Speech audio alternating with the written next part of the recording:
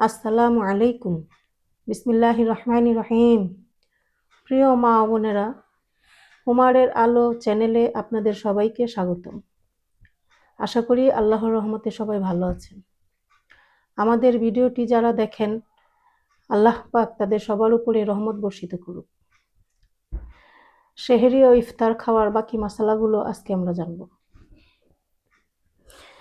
যদি কেহ দেরিতে ঘুম হইতে উঠিয়া এখনো রাত আছে, শোভে সাদেক হয় নাই, এই মনে করিয়া সেহরি খায়, পরে জানিতে পারি যে ওই সময় রাত ছিল না, তবে ওই রোজা সহি হইবে না। ওই রোজার পরিবর্তে আরেকটি রোজা কাজা করিতে হইবে, কাফফারা দিতে হইবে না, কিন্তু ওই দিনেও কিছু পানাহার করিতে পারিবে না। এই রূপে যদি সূর্য ডুবিয়া গিয়াছে এই মনে করিয়া ইফতার করিয়া ফেলে এবং পরে জানতে পারে যে সূর্য ডুবে নাই, তবে ওই রোজা সহি হইবে না। ওই রোজার কাজা করিতে হইবে, কাফফারা দিতে হইবে না।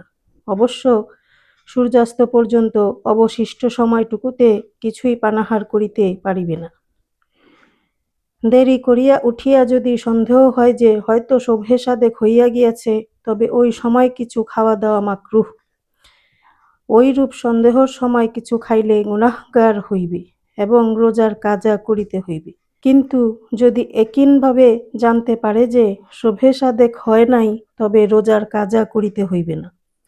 আর যদি কিছু ঠিক করিতে না পারে, সন্দেহই থাকিয়া যায়, তবে কাজা ওয়াজিব নহে, কিন্তু কাজা রাখা ভালো। যখন নিশ্চিত রূপে জানা যায় যে সূর্য অস্ত গিয়াছে, তখন আর দেরি না করিয়া শীঘ্রই ইফতার করা মুস্তাহাব। দেরি করিয়া ইফতার করা মাকরুহ। মেঘের দিনে কিছু দেরি করিয়া ইফতার করা ভালো, শুধু ঘড়ি ঘন্টার উপর নির্ভর করা ভালো নয়, কারণ ঘড়ি ঘন্টাও প্রায় সময় ভুল হয়। অতএব মেঘের দিনে যতক্ষণ ঈমানদার ব্যক্তির মনে সূর্য অস্ত গিয়াছে বলিয়া সাক্ষ্য না দেয়, ততক্ষণ ইফতার করিবে না। কাহারও আজানের উপরও পূর্ণ নির্ভর করা উচিত নহে, কারণ মুয়াজ্জিনেরও ভুল হইতে পারে। কাজেই ঈমানদারের মনে গাওয়াহি না দেওয়া পর্যন্ত সবর করাই ভালো।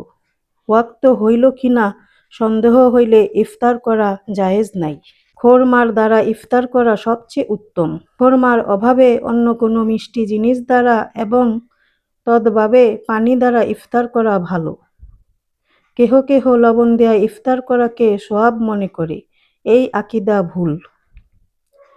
যে পর্যন্ত সূর্যাস্ত সম্বন্ধে কিছুমাত্র সন্দেহ থাকে, সে পর্যন্ত ইফতার করা জায়েজ নহে। প্রিয় মা ও বোনেরা, সেহরি ও ইফতার খাওয়ার পুরো মাসালাটি আমরা আজকে জানলাম। ইনশাআল্লাহ আগামী পর্বে অন্য কোনো মাসালা আমরা জানব।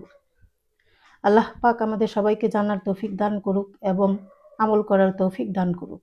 আমিন। আসসালামু আলাইকুম।